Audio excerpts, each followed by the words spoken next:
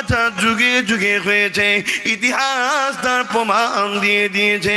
হঠাৎ করে একদিন দেখা যায় মক্কার বাজারে একটা যুবক ছেলের পায়ে শিকল বেঁধে, হাতে শিকল বেঁধে, গলায় শিকল বেঁধে, কোমরে বেড়ি দিয়ে টেনে টেনে মক্কার বাজারে নিয়ে আসা হলো। সবাই মিলে তাকে মারতে লেগেছে, কেউ রটকে আগুনে গরম করে ওই যুবকটার মুখে ছেঁকা দিতে লেগেছে, মারতে লেগেছে। যুবকটা আল্লাহ আল্লাহ করে ডাকে, আর সবাই চারিদিক দিয়ে পিটতে লেগেছে। কি করেছে রে বাবা? দেশের বিরোধী করেছে, না করে না। ডাকাতি করেছে, না করে না। জেনা করেছে, না করে না। ঘুষ খেয়েছে, না খায় না। সুদ খেয়েছে, না খায় না। শরাব পান করেছে, না খায় না। কারো কিছু ছেড়ে দিয়েছে, না ছাড়ে না। মিথ্যা কথা বলেছে, না বলে না। তাহলে কি করেছে? কেন মারছো, কেন মারছো? একটাই কথা বলেছিল, আমাদের দল ছেড়ে দিয়ে মুহাম্মাদের দলে, রহমানের দলে চলে গেছে, তাই মেরতে লেগেছে। সবাই অবাক হয়ে দেখতে লাগলো, ফিরে আয়, ফিরে আয়, ফিরে আয়। যুবকটা একটাই কথা বলেছিল, জীবনের শেষ নিঃশ্বাস পর্যন্ত কখনো ফিরিয়ে আনতে পারবে না। আমার শরীরের উপরে জোর চলবে, আমার গায়ের চামড়াকে কেটে কেটে নাবিয়ে দেবে, আমার গোস্তগুলোকে টুকরো টুকরো করবে, আমার হাড়গুলোকে তোমরা ভেঙে দেবে। কিন্তু মনে রেখে দিও, এমন একটা জায়গায় আল্লাহ আল্লাহ রসুলকে বসিয়ে দিয়েছি, ওই জায়গা থেকে পৃথিবীর কোনো শক্তি সরাতে পারবে না। ওটা হলো আমার রূহ, আমার অন্তর। এই যুবকের এই ছেলেটাকে হাবশী দেশের কালো একটা ছেলে, যার নাম হলো বেলাল। বেলাল বেলাল আল্লাহকে ধরেছে, নবীকে ধরেছে। আজ থেকে 1000 বছর আগে মদিনার মসজিদে আজান দিয়েছে। আজকের দিনও আব্বাস সিদ্দিকীকে হাবশী দেশের লোকটার কথা বলতে হচ্ছে, কারণ আমার আল্লাহ বলে দিয়েছে, যারা আমার হয়ে যাবে সারা দুনিয়াকে আমি আল্লাহ তাদের বানিয়ে দেব। এই যুবকেরা, তরুণেরা, এই দুনিয়ার লোভ লালসা এটা কোনো গিল্টি, আসল শোনা কোনো আখেরাত। যদি কেউ মনে করো দুনিয়াটাই শেষ, তাহলে আপনাকে আমি জানিয়ে দিই, আপনি ছিলেন কোথায়, আপনার অস্তিত্বটা কি, আপনি কোথায় ছিলেন। ইতিহাস শুনে রেখে দিন, আল্লাহর বাণী শুনে রেখে দিন, কোরআনের কথা শুনে রেখে দিন। আমি আপনি ছিলাম রুহের মাকামে, ওখান থেকে এসেছিলাম বাপের পৃষ্ঠ দেশে। বাপ আম্মার কাছে গেল, আল্লাহ পাকের কুদরতি সিস্টেম অনুযায়ী ওই আনন্দ ফুর্তির মাধ্যম দিয়ে আমি আপনি মায়ের হেমে চলে গেলাম। কিন্তু কখনো কি জানেন, আপনার মতো আমার মতো হাজার হাজার কোষ ওই বাপের শরীর থেকে দ্রুত ছুটতে লেগেছে মায়ের হেমে যাবার জন্য। আরে দয়াময় আল্লাহ কাউকে ঢুকতে দেয়নি, সবাইকে মেরে দিয়েছে। আমি আব্বাসকে আল্লাহ বাঁচিয়ে মায়ের রেহেমে ঢুকিয়েছিল।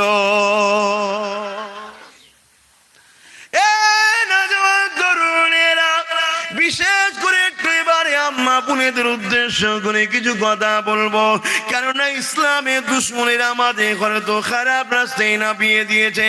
আমাদের আড্ডা কোথায় মাচানে, আমাদের আড্ডা কোথায় চায়ের দোকানে।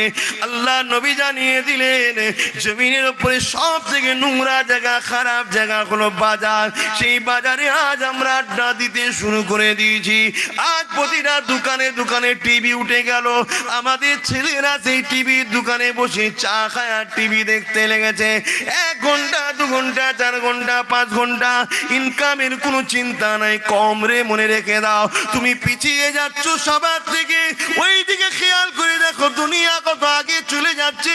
তোমার বয়সের ছেলে প্লেন তৈরি করে ফেলছে, তোমার বয়সের ছেলে রিমোট তৈরি করে ফেলছে, তোমার বয়সের ছেলে এমন করে মানুষের মতো নাই হুবহু তৈরি করে ফেলছে রবার্টের মানুষ। তোমার বয়সের ছেলে বিভিন্ন জিনিস তৈরি করে ফেলছে, আর তোমাকে আমাকে প্ল্যান করে চায়ের দোকানে বসিয়ে দিল আর টিভিটা চালিয়ে দিল। হা করে এইদিকে বসে বসে সময়টা কাটিয়ে দিলে। ওই 5 ঘন্টা তুমি যে আল্লাহর উপরে ভরসা করে খাটতে, এ আমার যুবক, রেজেকের মালিক তো আল্লাহ। আমার আল্লাহ অবশ্যই তোমাকে রেজেকের দরজা খুলে দিত। অনেক কিছু রেজেকের ব্যবসা আছে, আছে না? না, ইসলামে হালাল কত কি ব্যবসা আছে।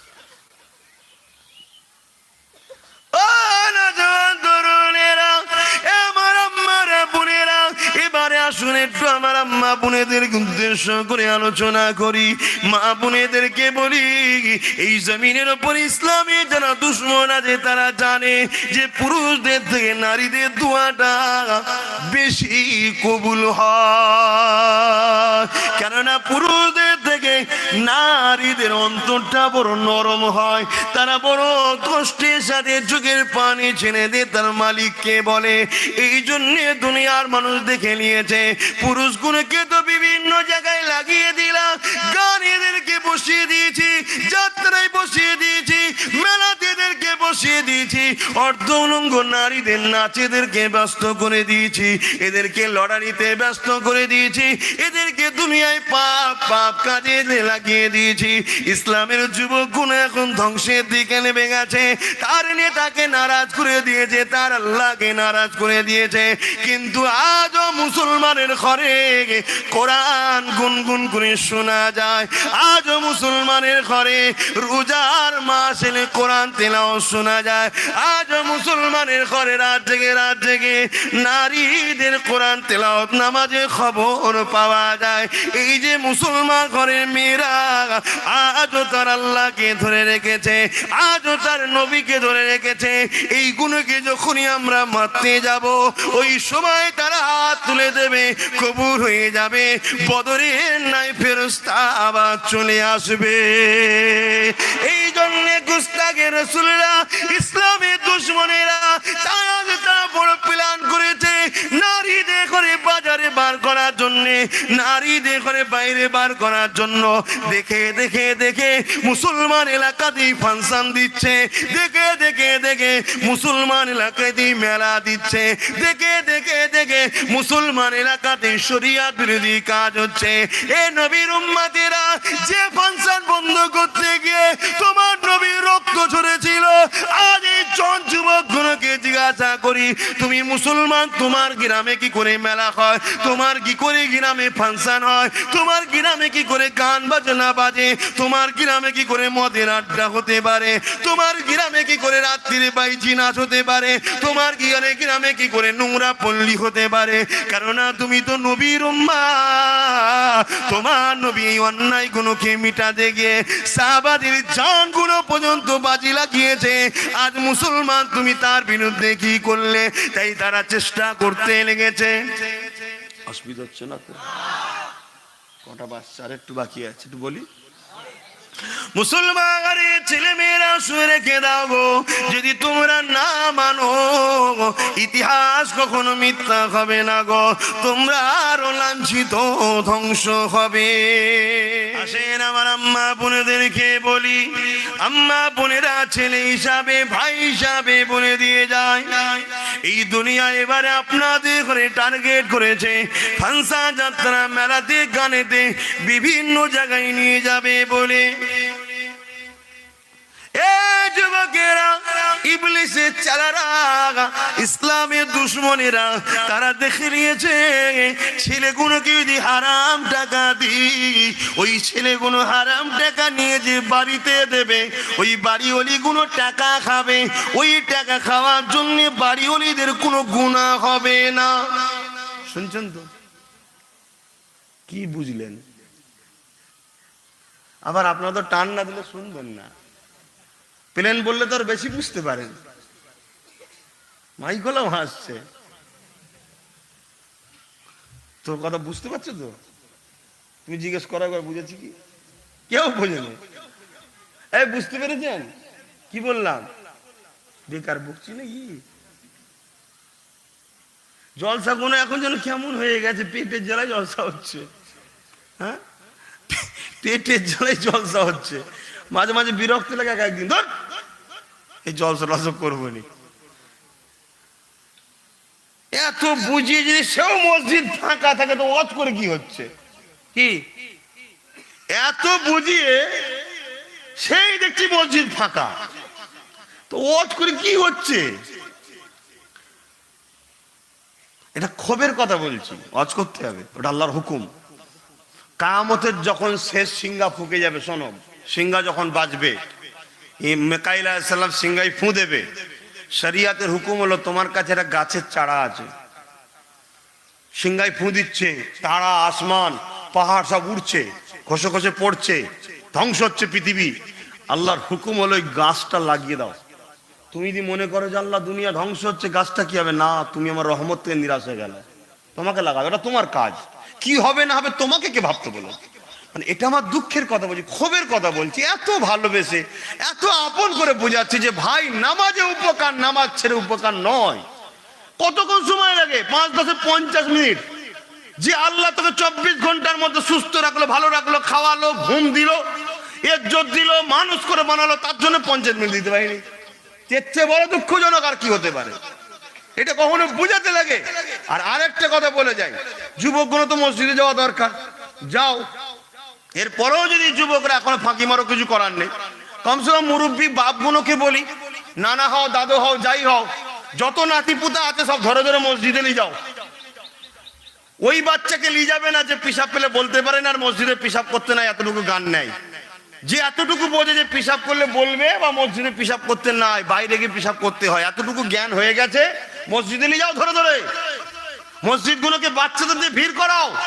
তারা তোমরা নামাজ পড়বে, ওই ফাঁকে পিছনে দিদি বলো মারপিট করছে, ঝগড়া করছে, ফাটাফাটি করছে, চিল যা খুশি করবি, যা, কিচ্ছু গুনাহ নেই। বলুন সুবহানাল্লাহ।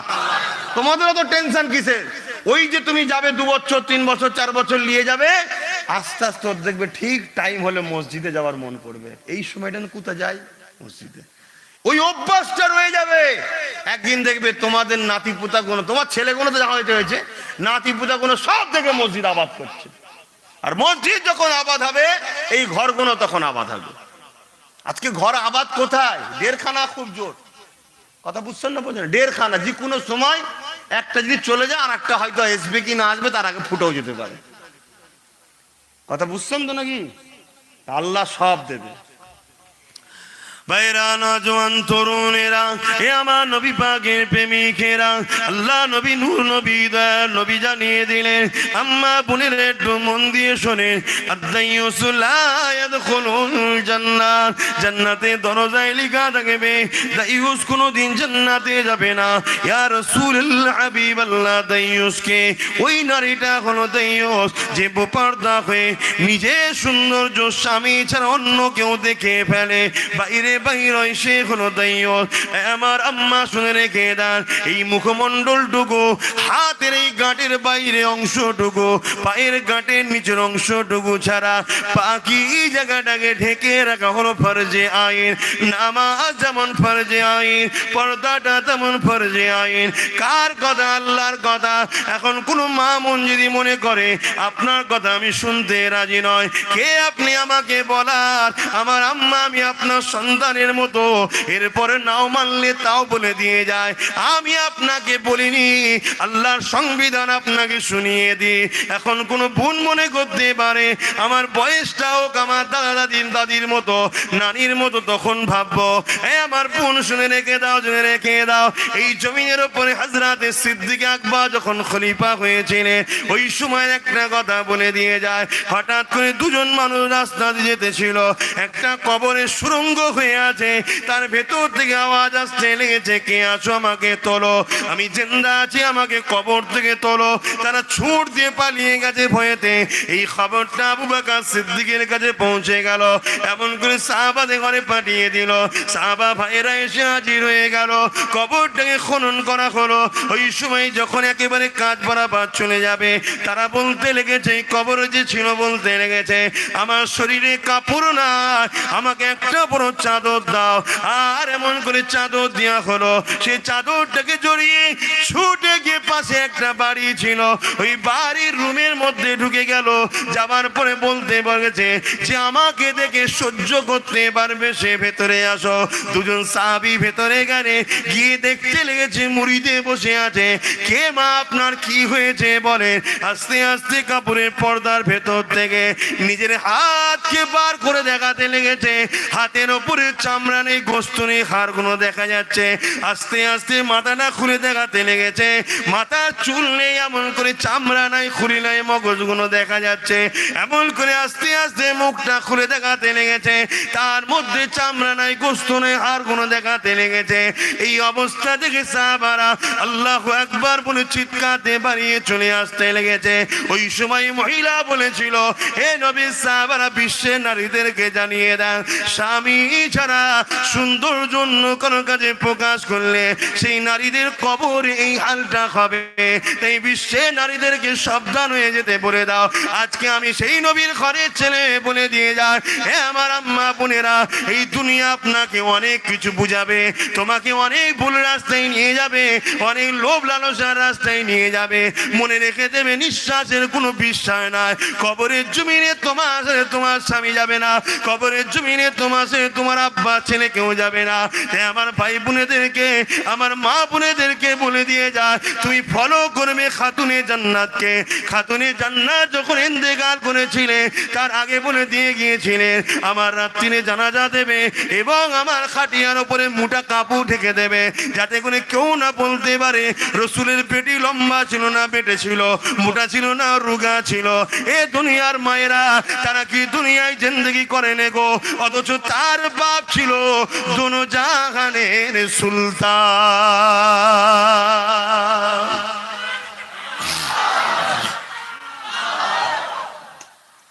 আমার রসুল তো ছিলেন দোনো জাহানের সুলতান। গরিব ছিল নাকি?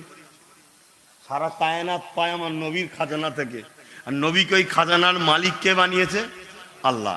আকীদাই জায়গাটাই, সবকিছুর সৃষ্টি মালিক হলেন আল্লাহ, কিন্তু বন্টন হয় রসুলের দরবার থেকে। জোরে বলুন সুবহানাল্লাহ। আমার দেশের প্রধানমন্ত্রী মোদি, উনি যে প্রধানমন্ত্রী হয়েছে, ওই পাওয়ারটাও এসেছে মদিনা থেকে। কথা বুঝে আসছে না? না, সবকিছু। এবারে আপনি ভাববেন কি ব্যাপার, উনি তো অমুসলিম। শুনুন ভাই, আল্লাহর হেকমত বোঝে কে? আল্লাহর হেকমত বোঝে কে? কায়নাতে যা কিছু বন্টন হয়, যা কিছু পায়, সব মদিনা থেকে। কোরআন পাকের মধ্যে আছে, তোমরা যারা আমাকে মানো, দুই ধরনের মানুষ। এক ডাইরেক্ট বলেছে মানি না, আর এক বলছে আমি মানি কিন্তু বিরোধী করে। ওকে কি বলা হয়? মুনাফিক। যে ডাইরেক্ট বলে মানি না, তার শাস্তির থেকে মুনাফিকের শাস্তিটা বেশি। তো আজ আল্লাহ কোরআনে বলছে, যখন তোমরা আমার মাননেওয়ালারা আমাকে ছেড়ে দিয়ে যাকে বেশি প্রাধান্য দেবে, তার হাতে আমি আল্লাহ তোমাদেরকে জালিল করব, টাইট করব, সাইজ করব। কথা বুঝছেন না? বুঝুন না। আর এক রায়াতে আছে, যখন দুনিয়ার মানুষ আমি আল্লাহ আমাকে ভুলে গিয়ে দুনিয়াকে প্রাধান্য দেবে, এই দুনিয়ার ওপরে আমি জালিম বাদশাদেরকে বসাবো, যাতে দুনিয়া ওদেরকে কুড়ে কুড়ে খায়। তা অতএব এটা, এই যে মুদি বা এইসব জালিম আমাদের উপর, বিশ্বের উপর, দেশের উপর জুলুম হচ্ছে না, হয়নি, আমাদের দোষ এটা। আমরা বলুন দুনিয়ার দিকে বেশি গুরুত্ব দিচ্ছি না দিইনি, ওই জন্য জালিম বসিয়ে দিয়েছে। সারা পৃথিবী জুড়ে জালিমদের হাতে পাওয়ার চলে গেছে এখন, ঠিক না বেটি? এটা আমাদের কর্মের ফল। কেন আমরা এই দুনিয়াকে বেশি প্রাধান্য দিয়ে ফেলেছি। তো যাক, আমি ফিরে আসছি সেই আবার আমার মা বোনেদের বিষয়ে আর একটু বলি। কেন আজ দুনিয়া বড় প্ল্যান করছে, বিশেষ করে গোস্তাকে রসুল যারা ইসলামের দুশ্মন, তারা দেখেছে পুরুষদের ঘরে তো এত চেষ্টা করো কামিয়াব হয়েছি, কিন্তু একটা জায়গায় শেষ। কি? পুরুষ যদি খারাপ ইনকাম করে বাড়িতে দেয়, বাড়িওয়ালি গুলো যদি খায়, গুনাহ ওদের হবে না, এদের হবে। কেন? ওরা তো এদের অধীনস্থ। কথা বুঝছেন না? বোঝেন না? তাই দুনিয়া বড় প্ল্যান করছে, ওই গুণকে শেষ করতে হবে। ওই গুণকে শেষ করার জন্যে নানা রকম চক্রান্ত। তার মধ্যে একটা সবচেয়ে বড় চক্রান্ত হলো কি? বাড়ি বাড়ি লোন। কি বাড়ি বাড়ি কি লোন বলে? এটা জাহান্নামের একটা ফাঁদ। কাদের? ইসলামের দুশ্মনদের। এবারে বলুন, এই কথাটা বললে যারা এই বন্ধন লোন দিচ্ছে, ব্যবসাটা করছে, তারা আমার কি ভালো হবে? আর তাদের কাছে টাকা কম আছে? তারা তো হাজার হাজার কোটি টাকার মালিক, ঠিক না বেটি? তারা তো এলাকায় দেবে, বলবে না? বলবে না? কিন্তু আমার বোনেরা মায়েরা বলবে সংসারে তো অভাব, বলতে পারে। মা এটা লিভার পরে অভাব মিটে গেছে, কিন্তু আগে যে বিমারে তুমি শেফা ছিলে, এখন বিমারটা বেড়েছে না কমেছে? মা তুমি বুঝতে পারছো নি, মুখে মজা লাগছে, মুখে মজা লাগছে বেশ কড়া পাকের খাবার খেতে, কিন্তু ভেতরে যে কি হচ্ছে, বদহজম, শুধু আলসার হয়ে যাচ্ছে। কিন্তু আগে ছিল কি, ডাল ভাত, কখনো ঢেকুর উঠতো না, গ্যাসের ট্যাবলেটও খেতে হতো না। কি গো ভুল বললাম? আমরা চোখের দেখাটাকে বেশি পছন্দ করে নিচ্ছি, তার ভেতরটাই কি আছে একবারও ভাবছি না। আর এর মধ্যে যারা জড়িয়ে গেছে তারা উঠতে পারছে, আরো বেশি ফেসে যাচ্ছে। আম্মা বোনেদেরকে বলে দিয়ে যাই, এই জমিনের উপরে আপনারা ফলো করবেন খাতুনে জান্নাতকে।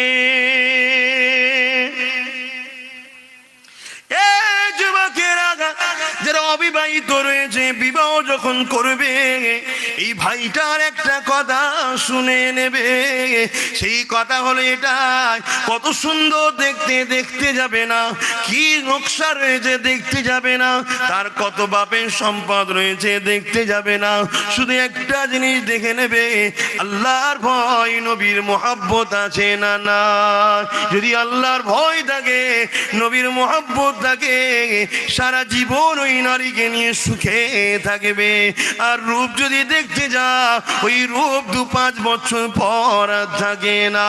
কিন্তু মনে রেখে দেবে, তুমি বাইরে থাকবে, আর বলছি না, অন্য জায়গায় কানেকশন লাগিয়ে বসে থাকবে। কথা বুঝছেন না, বোঝেন না? এই কথাটা খারাপ লাগছে, কিন্তু শরিয়াতের কথা, বাড়ি বাড়ি পরকিয়া চালু হয়ে যাবে, রসুল বলছে। আর যাদের অন্তরে আল্লাহর ভয় আর নবীর প্রেম আছে, তোমাকে পাহারা দিতে লাগবে? সে তো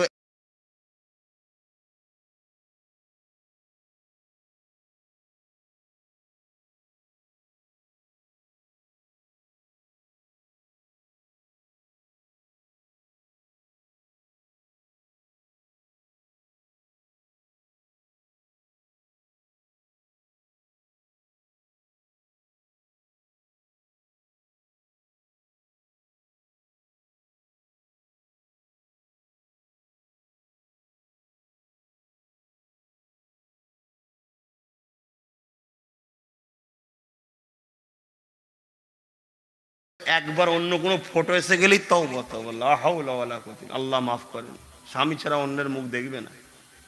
কথা বুঝছেন না? বলেন এই ছেলেরা, আমি ভুল বুঝাচ্ছি তো না? বড্ড বেশি বুঝে ফেলছি, থাক তাহলে থাক। এ নারীরা, তোমাদেরকেও বলি, যখন কোনো বিবাহের পয়গাম আসবে, ছেলেটা কত হ্যান্ডসাম দেখতে যেও না, ছেলেটা কোন অফিসে চাকরি করে, সরকারি কি বেতন পায় দেখতে যেও না। একটা জিনিস দেখে নিও, তার অন্তরে আল্লাহর ভয়, নবীর প্রেম আছে কিনা। মনে খারাপ নিও না, সত্য কথা। দাড়ি চাচা, দাড়িওয়ালা, অনেকে দাড়িওয়ালা পছন্দ করতে চাই না। আমি জানতে চাই, আমার নবীর মুখে দাঁড়িয়ে ছিল, বিশ্বের কোন উম্মতি আছে দাড়িওয়ালা যদি পছন্দ না হয়, তাহলে তার কাছে তো আমার নবীও পছন্দ নয়। তাই মা বোনেরা যদি একটাই কথা বলে দেয়, আল্লাহকে যে ভয় করে, নবীকে যে ভালোবাসে, যাই ছেলের মুখে দাঁড়িয়ে থাকবে তাকে বিবাহ করব। মা কি লাভ হবে, বোন কি লাভ হবে, শুনে রেখে দাও। একটা দাড়িওয়ালা ছেলে এমন করে নোংরা পতিতালয়ে যেতে পারে না। একটা দাড়িওয়ালা ছেলে তার কন্যা সাবিয়েছে, তোমার আব্বাকে একটা বকরি নজরানা দিয়েছে, জলদি করে যাও, কয়েকদিন খাওয়া হয়নি, খোদার জ্বালা সহ্য করা যাচ্ছে না, তোমার আব্বাকে যে বলো ওই বকরি আমাদের ঘরে যদি দিতে। আল্লাহ নবী কি বলেছিলেন, ফাতেমা রে, বকরি নেবে না, দোয়া শিখবে, যে দোয়াটা তোমার আখিরাতের জন্য কাজে লাগবে। ফাতেমা, খোদার জ্বালা বড় জ্বালা, তুমি বকরি নেবে না, দোয়া নেবে। আরে খাতুনে জান্নাত কি বলেছিলেন তাদের ঘরে? দেখো, দুনিয়ায় আর এক দিক রয়েছে, টাকা ইনকাম কত দিক দিয়ে করছে, এমনও মেয়ে আছে না? নাই, যে সে কোনো মডেল হয় তাদের মতো হয়, পাবলিকের, গরিবের দেশের সম্পদ, জনগণের সম্পদ ঝেড়ে বিক্রি করে লুটপাট করে আরব খরব টাকাও তৈরি করছে, এমনও রয়েছে, যেটা ভাল লাগে। তবে আপনারা রসুলের, তাই আপনাদের ঘরের মা বোনগুলো রসুলের, তাই রসুলের বেটির কথা শোনালাম যাতে করে আপনাদের মধ্যে সবর আছে।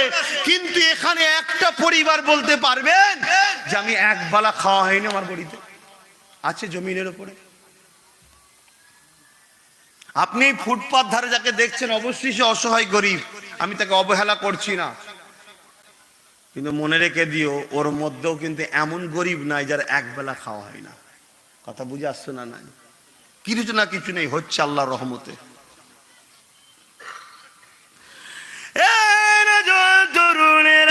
আর অনেক কথা আছে, তার বিষয়ে একটা কথা বলে দিয়ে যায়। খাতুনে জান্নাত দুনিয়া জমিনে আল্লাহকে খুশি করেছে।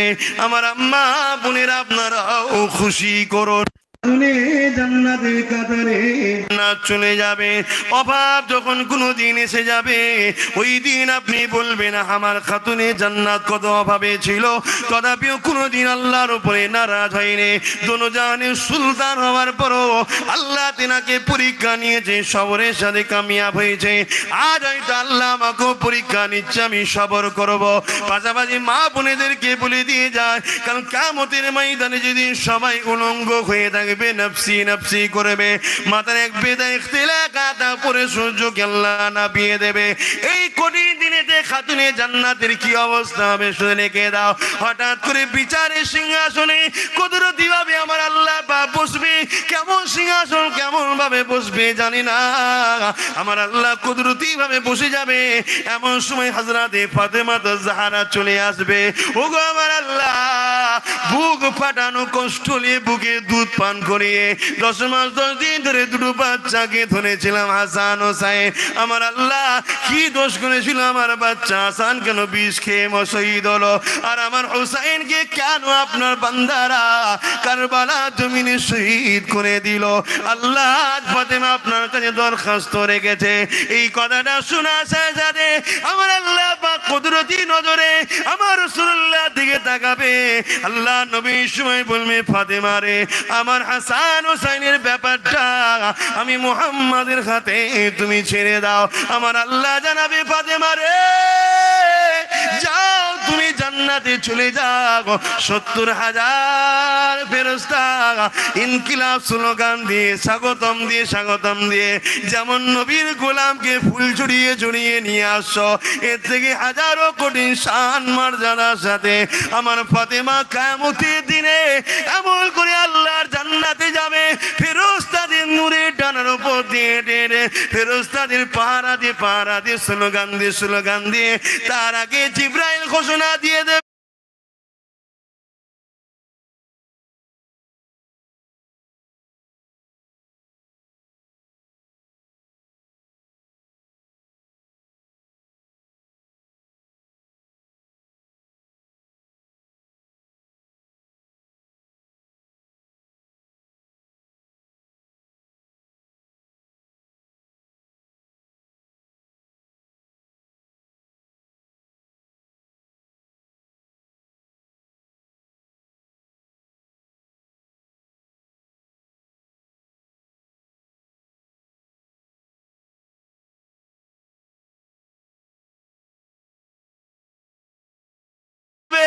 এ আহলে মাশর, এ মাশরবাসীরা মাথাকে হাট করে দাও। আল্লাহ পাকের প্রিয় বান্দি খাতুনে জান্নাত জান্নাতে যাবে, সবাই মাথা হাত করে দাও, নত করে দাও। কেউ ফাতেমা দিকে তাকিয়ে দেখবে না। জান্নাতি লিবাসে ইজ্জতের মাকাম নিয়ে আমার আল্লাহ পাক তাকে সসম্মানে তার নেক বান্দিকে জান্নাতে পাঠাবে। আল্লাহ, আহা, কুরবান করে দাও আমার মা বোনেরা এই ফাতেমা হুজুরের কদমে নিজের জানমালকে। এই জীবনী পড়ো ফাতেমা হুজুরের নকশা কদমে চলো, কিয়ামতের দিন ফাতেমার সাথেই জান্নাত যাওয়া হবে। আল্লাহু আকবার। একদম দিনের থেকেও সত্য কথা, তুমি ফাতেমা হুজুরের সাথেই জান্নাত যাবে।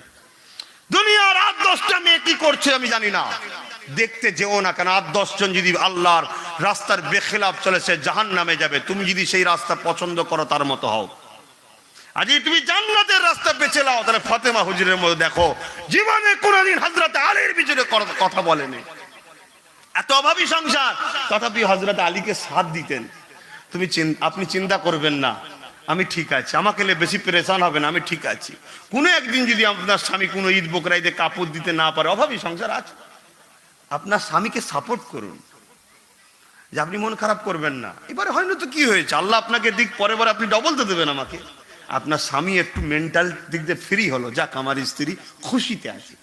আর না যে আপনি চাপিয়ে দেন, 17 বছর তোমার মতো পাল্লাই পরে আমার লাইফটাই নষ্ট হয়ে গেল।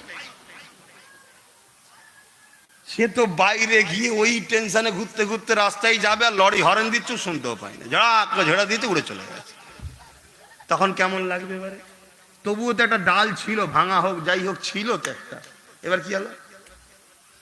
আশা করছি সবাই নয়, কিন্তু হচ্ছে তো, আর এটা করানো হচ্ছে। আমার ঘরের মেয়েরা, আমার নবীর উম্মতের ঘরের মেয়েরা, দাদা হুজুরের মুরিদের ঘরের মেয়েরা খারাপ নয়, দাদা হুজুরের মুরিদের ঘরের নাতি পুতেরা খারাপ নয়, দুনিয়া এদেরকে খারাপ করছে। আর এই খারাপের হাত থেকে তোমাদেরকে বাঁচাবার জন্য কাছে নিচ্ছি। তাতে তোমরা যেটা করতে চাইছো সেদিকেই করো, শুধু রসুলকে লিডার হিসাবে মেনে করো। ব্যবসা করবেন নবীকে ফলো করো, কারবার করবেন নবীকে ফলো করো, সংসার করবেন নবীকে ফলো করো, আত্মীয়তা করবে নবীকে ফলো করো, দেশ ভালো হবে নবীকে ফলো করবে। তুমি রাষ্ট্র চালাতে চাও, নেতা হতে চাও, লিডার হতে চাও, রাজনীতি করতে চাও, রসুলকে ফলো করো। কারণ পৃথিবীর বুকে রসুলের মতো রাজনীতিবিদ আসেনি আর আসবে না। জোরে বলুন সুবহানাল্লাহ। এই কথাটা কি মিথ্যা বললাম? কথা বুঝে আসছে না? নাই তো তুমি কাকে বড় করছো? কোন মাতালকে, চোরকে? যে সিধে হয়ে দাঁড়াতে পারে না, মুত্তাকি হয়ে জানে না, তাকে তুমি ফলো করছো। তোমার উপরে খোদার বাজ পড়বে না, এইটাই আমার বক্তব্য। তুমি ব্যবসা করছো কাকে দেখবে? রসুলকে দেখে। পৃথিবীর বুকে সব থেকে যারা পিছিয়ে ছিল মদিনার লোক, তাদেরকে কেউ দেখতে যেত না। পৃথিবীর বুকে আজকে মদিনার মতো সুন্দর, নিরাপদ, শান্তি, এত অর্থশালী কোন জায়গায় আর নেই। জোরে বলুন সুবহানাল্লাহ। কে বানালো? রসুল তাদেরকে শিক্ষা দিয়ে, ট্রেনিং দিয়ে বানিয়ে দিয়েছে। সেই রসুলকে ফলো করে বিজনেস করা শেখো। আমার বক্তব্য এই জায়গায়। তোমার নেতা কে? জোরে বলো, তোমার লিডার কে? নবী। তোমার স্রষ্টা মালিক হলো আল্লাহ, তোমার লিডারটাকে নবী। নবী যদি লিডার হয়, শুধু নামাজে নবী আর জলসাই নবী, আর সংসারে কে কাকে রেখেছো, কারবারে কাকে রেখেছো, আত্মীয়তায় কাকে রেখেছো, সব জায়গায় নবীকে রাখো। একটা পীরকে মানা রাখো, নবীকে রাখো। ওই পীর যদি নবীর সুন্নাত অনুযায়ী চলে তবেই তাকে মানবো, না মানবো না। ওই পীর দেখে নবী নয়, নবী দেখে পীর। ইমামের জায়গাতেও নবীকে রাখো। নবীর যদি মতে হয় ইমাম, তবে ইমাম, না ইমাম নয়। আমার বক্তব্য হলো এই জায়গাটাই, নবী হলো আমাদের মডেল। লাকাদ কানা লাকুম ফি রাসূলিল্লাহি উসওয়াতুন হাসানা। একমাত্র উত্তম মডেল হলো মুহাম্মদ রাসূল, আর কেউ নয়। অতএব তাকে ছেড়েছি বলি আজ আমাদের এই দুর্দশা। যতদিন তাকে ধরে রেখেছিলাম ততদিন সারা পৃথিবীতে আমরা হুকুমত করেছি। সারা পৃথিবীর লোক আমাদেরকে সম্মান করেছে, শ্রদ্ধা করেছে, ভালোবেসেছে। কেন? আমাদের আখলাক ছিল ভালো, আমাদের চরিত্র ছিল ভালো। আমরা কখনো মানুষকে ধোঁকা দিইনি, কোনোদিন মিথ্যা কথা বলিনি, পরের মালকে নিজের মাল করে নিইনি। কেন? এগুলো সব নবী নিষেধ করেছে, আমরা করতাম না। যতদিন করিনি ততদিন দুনিয়া আমাদেরকে স্যালুট করেছে। হযরত ওমর ফারুক, আর সময় নেই, হে নবী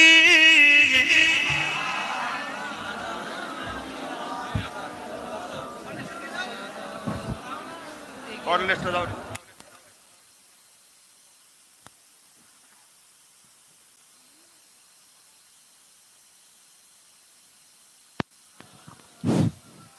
طلع البدر علينا من ثنيات الوداع وجب الشكر علينا ماذا لله هداي يا نبي سلام ইয়া রাসূল ইয়া হাবিব।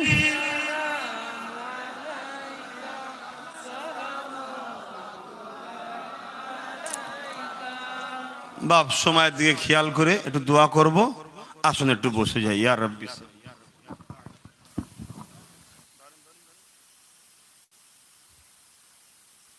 বাপ ভাইরা কই? ও আচ্ছা আচ্ছা, বুঝতে পেরেছি।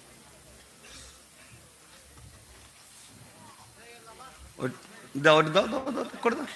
বাপ ভাইরা একটু দোয়া চাওয়া হবে।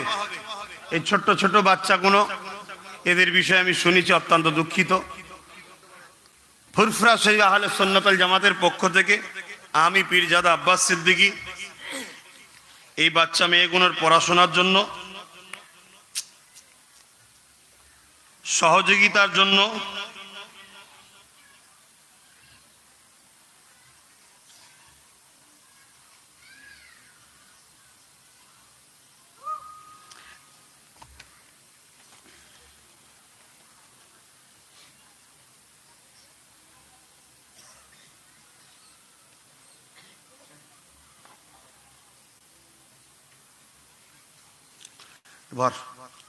সহযোগিতা করার জন্য আমি একটু হাত বাড়াচ্ছি। এই বাচ্চাদের পিছনে আমি থাকব। আপনাদের এলাকায় যদি এরকম কোনো অসহায় বাচ্চা থাকে, অবশ্যই আমার সঙ্গে যোগাযোগ করবেন। ফুরফুরা আহলে সুন্নাত ওয়াল জামাতের পক্ষ থেকে অসহায় গরিব মানুষদের ঘরে পড়াশোনার ব্যবস্থা আমরা করছি। তাই আপনারাও দোয়া করবেন এই জন্য বাচ্চাগুলোকে নিয়ে আসা, যাতে এদের ঘরে দেখে আপনাদের অন্তরে একটু ময়া হয় যে আল্লাহর সৃষ্টিকে আমরা কষ্ট দিচ্ছি। আমি দোষ করেছি, আমার বাচ্চা দুটো কিন্তু দোষ করেনি। এমন কিছু করলেন সারা জীবন এই বাচ্চাগুলো আজকে বিপদগ্রস্ত হচ্ছে। এরও একটা বিচার কিন্তু আল্লাহর দরবারে হবে। আল্লাহ সবাইকে হেদায়েত করেন, বলুন আল্লাহুম্মা আমিন। মানুষ মাত্র ভুল হয়, মাফ করতে শিখবেন। আল্লাহ আমাদের সকলকে হেদায়েত করেন, বলুন আল্লাহুম্মা আমিন। তো সামান্যটুকু একটু তোহফা এই বাচ্চাগুলোর হাতে, এখানে যারা আহলে সুন্নাত ওয়াল জামাতের ছেলে আছে তাদের হাতে আমি দিচ্ছি, তারা বাচ্চাদের হাতে দিয়ে দেবে। এই বাচ্চা দুটোর জন্য দোয়া করবেন। আর যত আরো বাচ্চা আছে গরিব অসহায়, তাদের জন্য দোয়া করি। আর আপনারাও অসহায় গরিবদের পাশে থাকবেন। আল্লাহ আমাদের সকলকে বুঝার তৌফিক দেন, হেদায়েত করেন, বোন আল্লাহুম্মা আমিন। কারা দায়িত্ব আছে এলাকায়? আচ্ছা ঠিক আছে, যাও বাপ, আল্লাহ দোয়া করি তোমাদের জন্য। যাও ভাইরা আমার, বিসমিল্লাহ শরীফের সঙ্গে 11 বার দরুদ শরীফ, 3 বার শরীফ, 10 বার সূরা ইখলাসের তেলাওয়াত করুন, দোয়া চাওয়া হবে। কিসের জন্য? আচ্ছা আচ্ছা, এই নবীর ঘর মাদ্রাসা, এই মাদ্রাসা উপলক্ষ করে প্রত্যেকে পকেটে হাত দেন, যার যা খুশি একটু শরীক হন তাড়াতাড়ি। হ্যাঁ পেছনে ভেতরে পাঠান, কেউ উঠবেন না, দেন যার যা খুশি শরীক। আহলে সুন্নাত ওয়াল জামাত একটা অরাজনৈতিক ধর্মীয় সংগঠন। সেই সংগঠনের পক্ষ থেকে গরিব এতিম অসহায় বাচ্চাদেরকে আমরা পড়াশোনা করাই, এবং যারা খুব ব্রেনিয়ান, ভালো রেজাল্ট করেছে, সমাজের খেদমত করতে চায়, এমন করে ল নিয়ে পড়তে চায়, WBC অফিসার হতে চায়, কথা বুঝে আসছে, আরো বিভিন্ন ডিপার্টমেন্ট আছে, তাদেরকেও আমরা অর্থ দিয়ে পড়াই। পাশাপাশি আহলে সুন্নাত ওয়াল জামাতের সবথেকে বড় প্রকল্প, সবচেয়ে বড় কাজ হচ্ছে এখন নলেজ সিটি তৈরি করা। নিশ্চয়ই আপনারা জানেন নলেজ সিটি হচ্ছে, কাজ চলছে, কথা বুঝে আসছে। তাই আপনারা যারা এখন আহলে সুন্নাত ওয়াল জামাতের সঙ্গে জোড়েন নে, আপনারা একটা সদস্য হবেন, একটা দাতা, অন্য কিছু নয়, দাতা। কমিটি যারা আছে এই বুথে, কারা দায়িত্ব আছে আমি জানি না এই গ্রামে, তাদেরকে উদ্দেশ্য করে বলছি, নতুন করে আবার টিম তৈরি হচ্ছে। আপনারা যদি খবর পেয়ে থাকেন, আবার আপনারা সবাই এক জায়গায় বসে নিজেদের মধ্য থেকে যে পুরাতন দায়িত্ব ছিল তাকে যদি রাখার হয় রাখবেন, নতুন করে আবার একটা ইউনিট তৈরি করে প্রতিটা বুথে, যাতে করে আমরা দ্বীন ইসলামের প্রচার মাধ্যম, দ্বীন ইসলামের কর্মকাণ্ড আমরা আপনাদের কাছে করতে পারি, তার মাধ্যমের জন্য আপনারা ওসিলা হবেন। ইসলামের জন্য আমাদের ঘরে কাজ করা দরকার আছে না নাই? প্রত্যেকটা প্রত্যেকটা মানুষের দায়িত্ব। কেন আল্লাহর কোরআন বলেছে কুনতুম খায়রা উম্মাতিন উখরিজাত লিন-নাস তা'মুরুনা বিল মারুফ ওয়া তানহাউনা আনিল মুনকার। হে উম্মতে মুহাম্মাদি, তোমরা মানুষকে ভালো কাজের আদেশ দাও, খারাপ কাজ থেকে দূরে রাখো, নিজে খারাপ থেকে দূরে থাকো, পরকেও খারাপ থেকে দূরে রাখো এবং নিজেও ভালো কাজ করো। তো এই কাজ এটা তো সবার জন্য আল্লাহ হুকুম করেছে, ঠিক না বেঠিক? তাহলে আপনার যতদূর ক্ষমতা, আপনি আপনার গ্রামে তো কমসে কম দ্বীন ইসলামের কাজ করতে পারেন, কি গো করতে পারেন না? পারেন না? তাই আমি বলবো প্রত্যেকটা যুবককে, প্রত্যেকটা আব্বা, প্রত্যেকটা মা, প্রত্যেকটা বোনকে প্রকাশ্য না থাকতে পারলেও একজন দাতা হিসাবে কমসে কম কিছু সহযোগিতার জন্য সদস্য হয়ে থাকবে।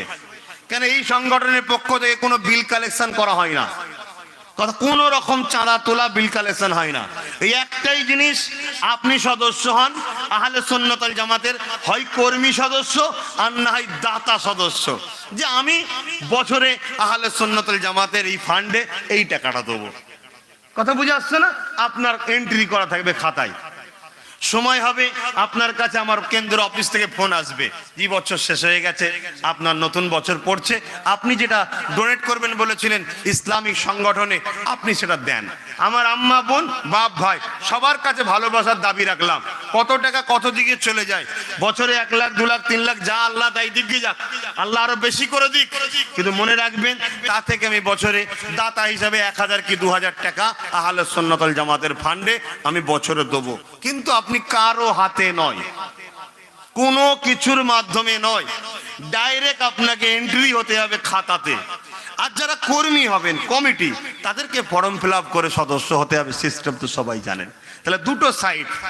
ওই সংগঠন থেকে আমরা কিন্তু নলেজ সিটি করছি, এই সংগঠন থেকে আমরা 49টা মাদ্রাসা চালাচ্ছি, এই সংগঠন থেকে ডাক্তারি পড়াচ্ছি, ল পড়াচ্ছি, এই সংগঠন থেকে এরকম অনেক গরিব মানুষকে আমরা পড়াশোনার জন্য অর্থ দিচ্ছি। तेरी जालियों के नीचे तेरी रहमतों की छाए, जिसे देखनी हो जन्नत ओ मदीना दिखाए, जिसे देखनी हो जन्नत ओ मदीना दिखाए। रोज़े के सामने मैं ये दुआएं मांगता था, रोज़े के सामने मैं दुआएं मांगता था, मेरी जान निकल तो जाए, ये समा बदल न जाए, जिसे देखनी हो जन्नत ओ मदीना दिखाए। तैबा के जाने वाले तुझे दुआएं देता हूँ, तैबा के जाने वाले तुझे दुआएं देता हूँ, दरे मुस्तफा पे जाकर तू जहाँ को भूल जाए, दरे मुस्तफा पे जाकर तो ए जहाँ को भूल जाए, जिसे देखनी हो जन्नत ओ मदीना दिखाए। अल्लाहुम्मा सल्ली अला